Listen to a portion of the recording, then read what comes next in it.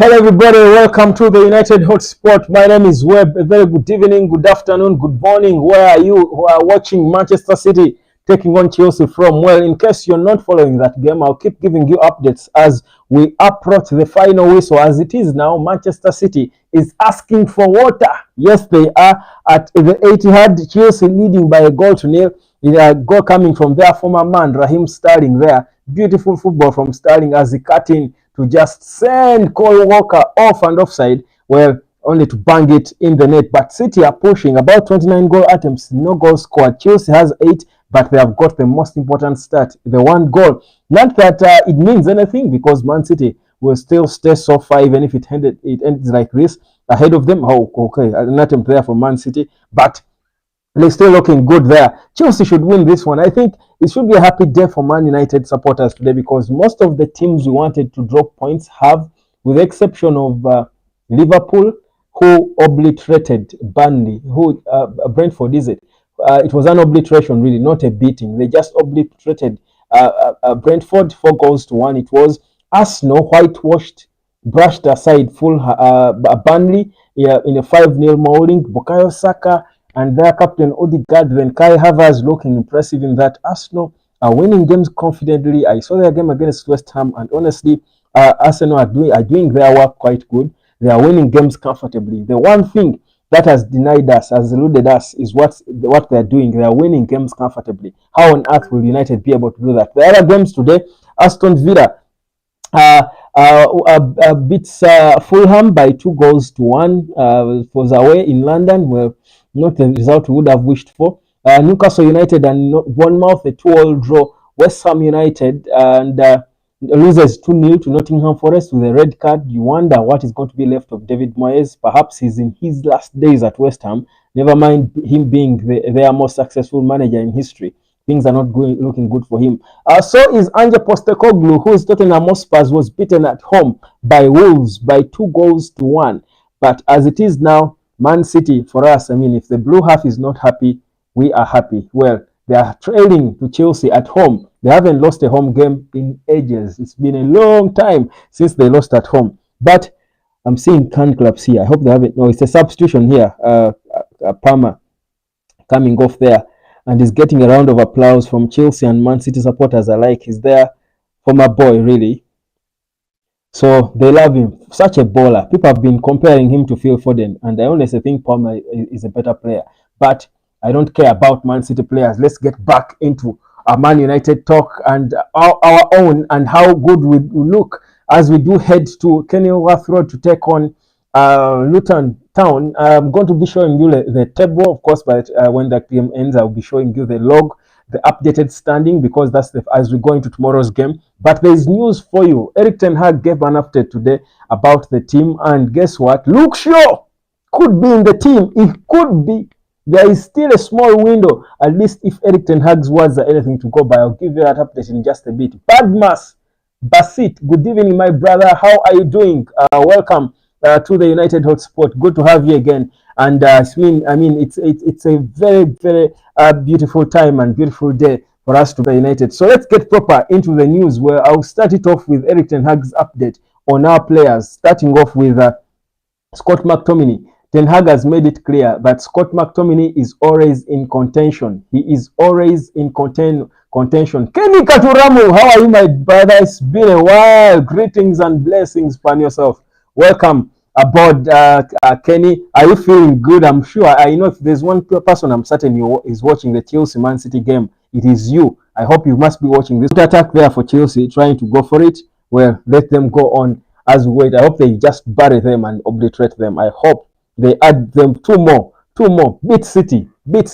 So guys, so Scott McTominay, Erik Ten Hag has been asked about Scott McTominay and his brilliant form and how he's playing well off the bench. And Ten Hag is saying that, look, Scott McTominay is and has always been in contention all throughout the season. He has been in contention for minutes at Manchester United. And for me, what as Erik Ten Hag said, sort of hit me. Just a minute.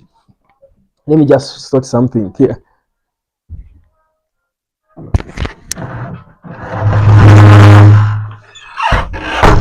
Okay, there you go. So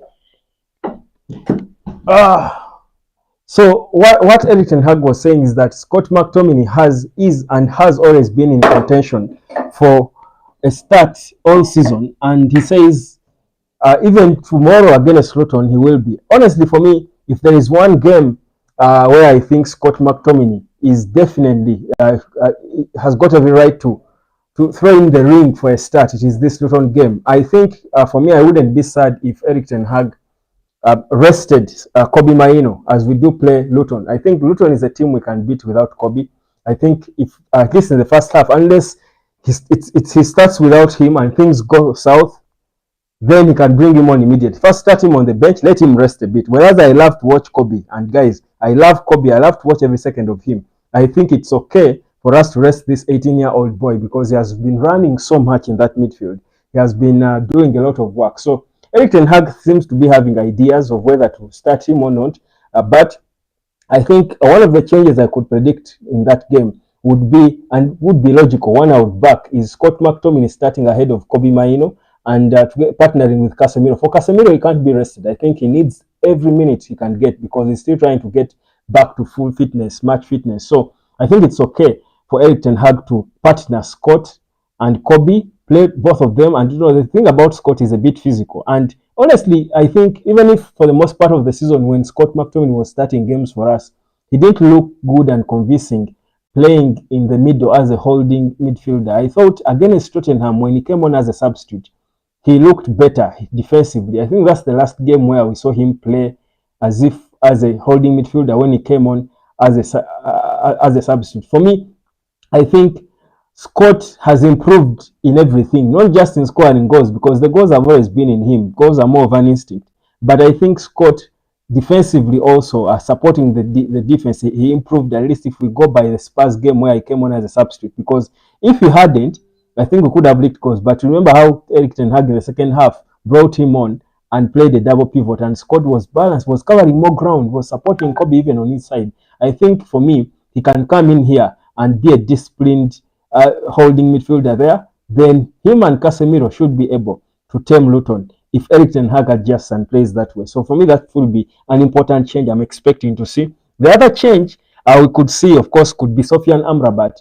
And Amrabat might start ahead of Victor Lindelof on the left. Of course, Lindelof, depending on how he looks, has been looking in training. We may not have all the facts and how Erik Ten Hag has viewed him in training. Has he improved? Has his fitness improved and become better? If he has, then Lindelof might start in the defense. But it is highly likely that in the event that Luke Shaw fails to make it, he could start Amrabat on the left, which for me, and keep having him come in and add to the midfield, which I think for me is okay. It means then we have an extra body in the midfield, which is good because the midfield is our weakest link in terms of creating spaces for the opponent. So for me, I think whatever it is, if we give it a disciplined approach, I love the fact that Erik Ten Hag has got a lot of respect for Luton. If we give them that respect and have a disciplined approach, but be effective, create enough chances and be effective, we can beat them, batter them, like we are supposed to do. Like I've been saying, for me, success in this game will be Manchester United beating Luton without a response. Manchester United dominating this game from the first minute to the last. We can't be asking for water like City are right now, but they are now having the ball. Doku here, trying cut and look for Erling Haaland. Good clearance there from Axel Disasi, I think. So still 1-0 for Chelsea, Man City. 1-0 lead there for Chelsea. Ken Kafram is saying Diallo for some game time for Diallo. Now look, there's been a story that came through today suggesting that Amad Diallo and Pelistri and who else? Hannibal Mabry could be on their way out in the summer. Apparently, Ineos doesn't want to keep so many players on loan because they have got potential and all, but there is no big long-term plan for them. So they are saying either let them go permanently, or if those who are important like Diallo, still loan them out if they're okay with that. Now that is according to a report that just came through. So there's still every chance that these players will go in the summer. But looking at tomorrow's game, honestly, I mean, I dropped a video earlier on today hinting on Diallo's frustrations and how he wants to leave Man United in the summer because he's not getting enough playing time.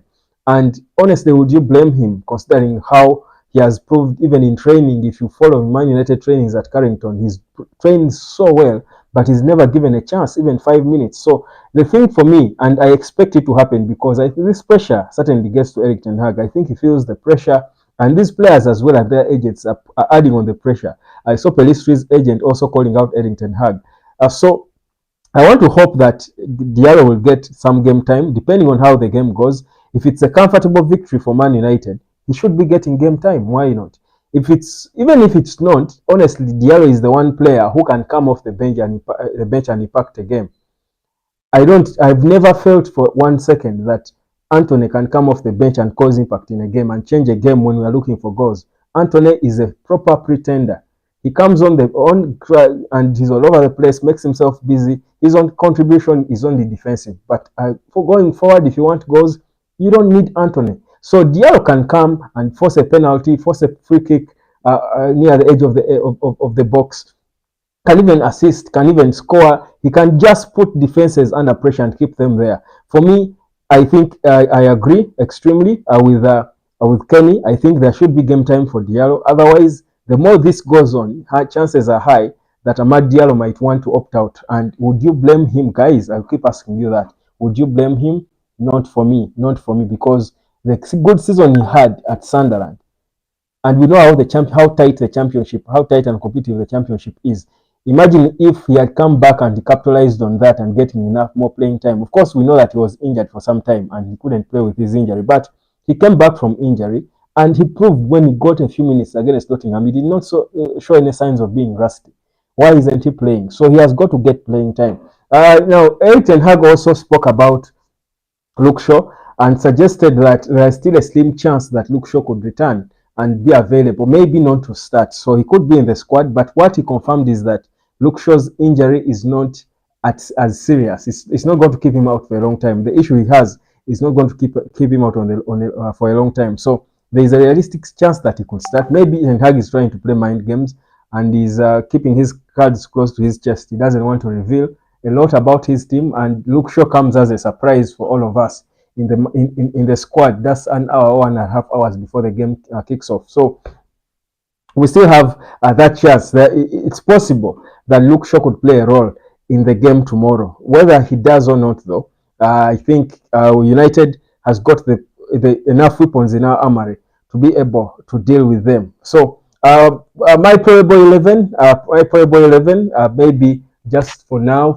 as I study the team, in goal, of course, Andrew Onana, who I think is in a good mood, and when it comes to the party, certainly Manchester United will be good. So Andrew Onana in goal, Diallo on the left, Amrabat on the Dallo on the right, Amrabat on the left. Central defense, Varane and Harry Maguire. In the middle, Scott McTominay and Casemiro. Then Bruno.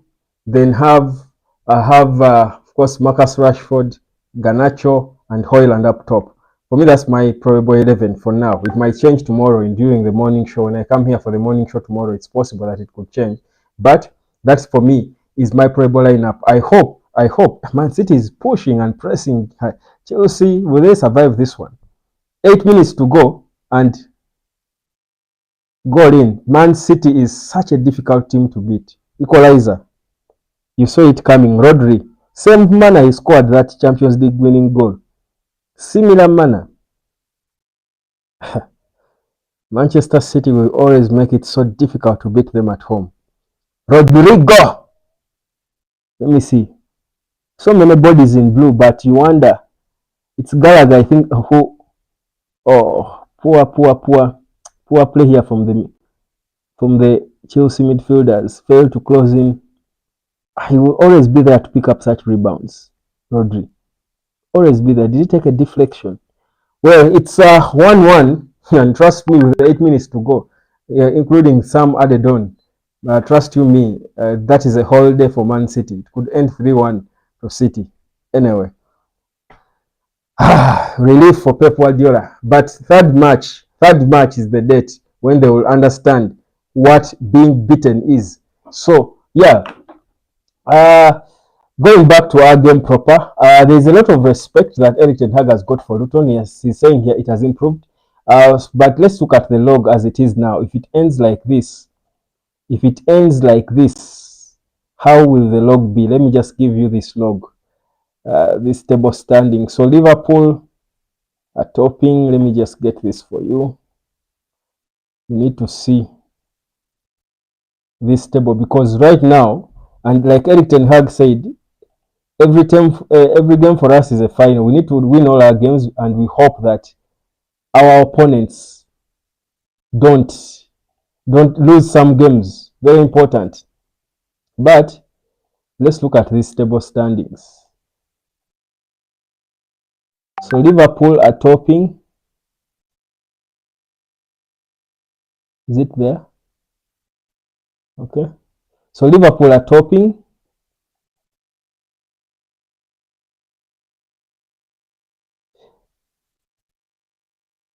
Here's the table. Liverpool with 57 points.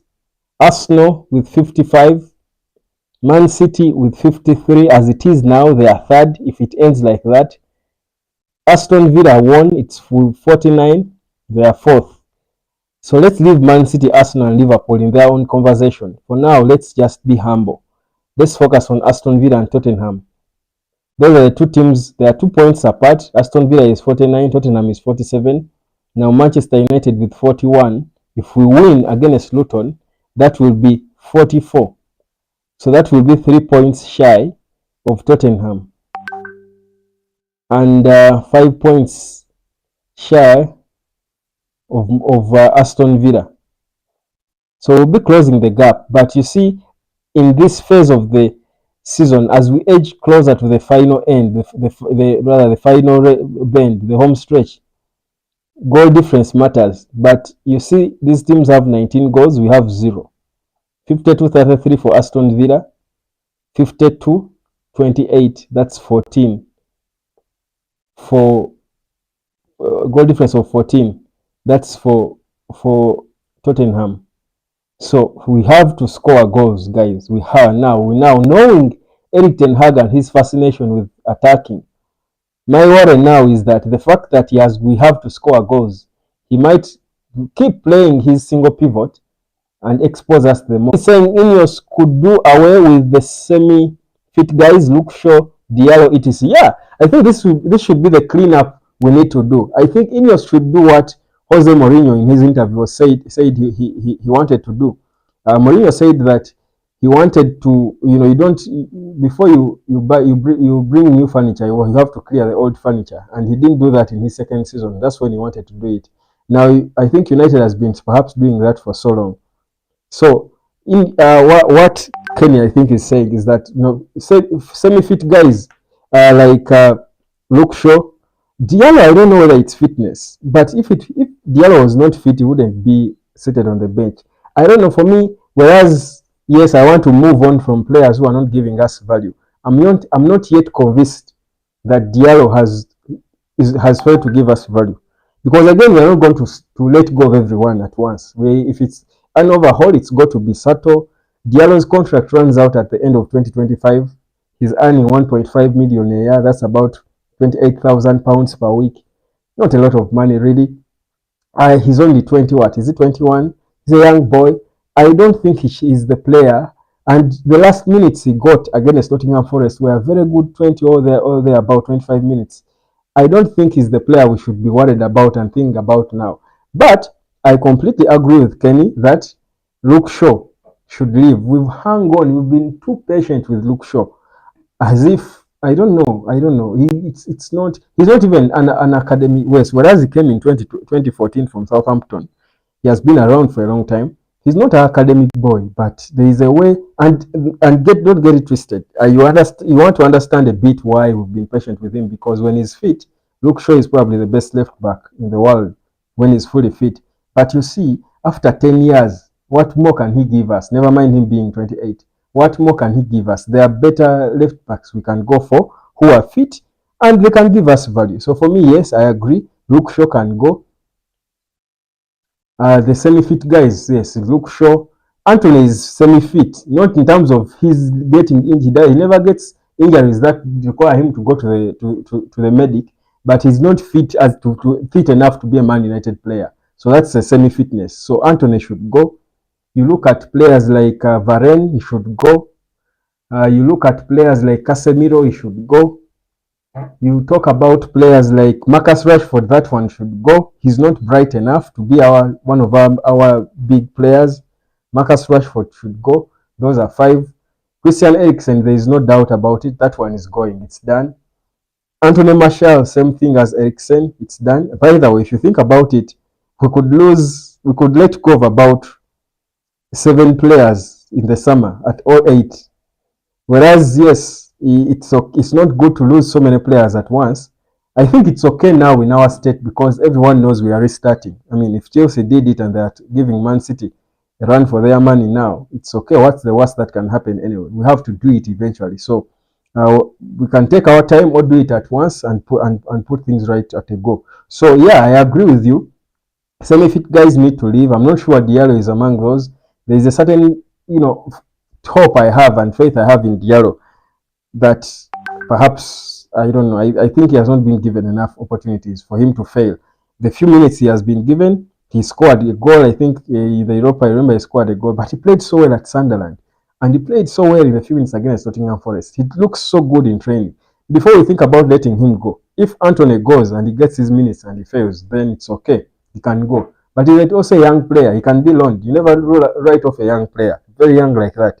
You never write off a young player. I learned that from the likes of Mohamed Salah, Kevin De Bruyne, Romelu Lukaku. These are players who struggled at Chelsea, went all over and everywhere, but they turned up to be world beaters. So for me, yeah, I agree.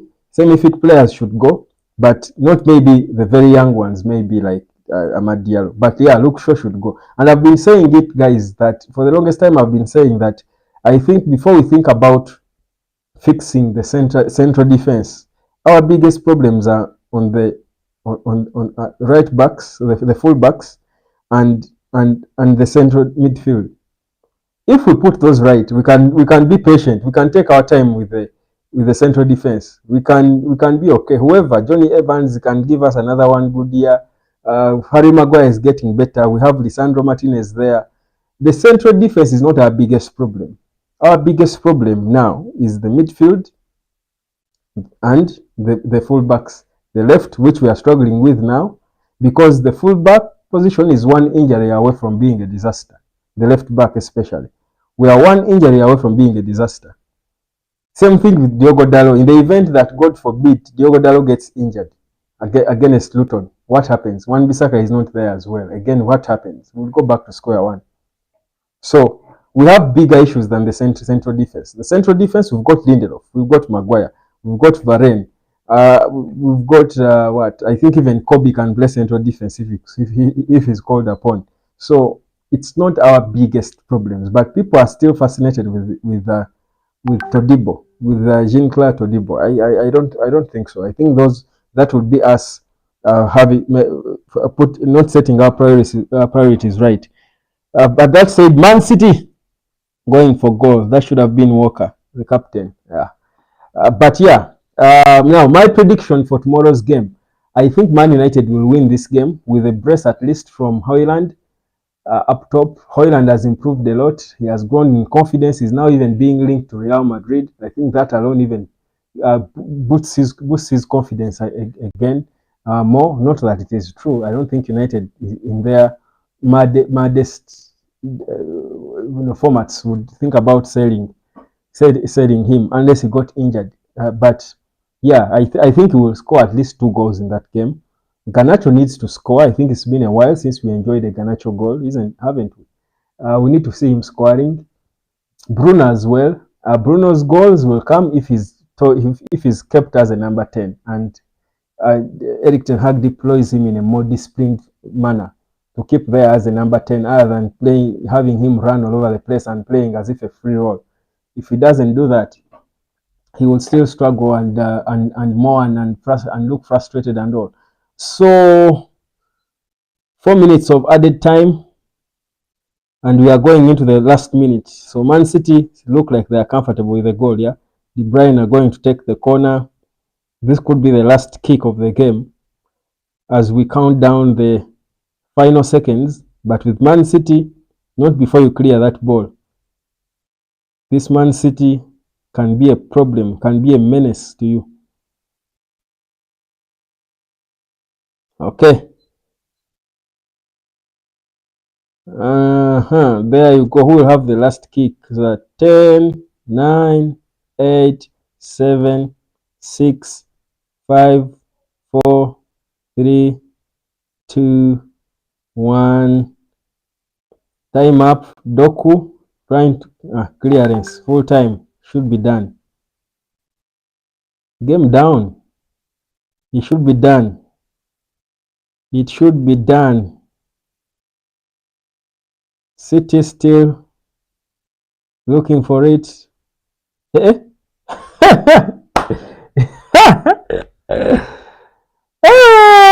Man City. It was almost an own goal here. But time is up. Seemed to be a handball there. Penalty play there from Man City. Let's see these referees. Let's see these referees. But yeah, so that's it, guys. I think for me, most of the important things we needed to talk about today. It's a Saturday night. I don't want to keep you here for long. VAR is checking. Are they trying to fetch for Man City? Man, this looks bad. By the way, they could award that penalty. It's a goal kick. No, it's a corner. No VAR. No, could be the last kick of the game. Last kick of the game, guys. Every done. 1-1. It's done. So yeah, relief there for Pep. Let him wait for the 3rd of March. Still at the Etihad. We'll show him what we are made of.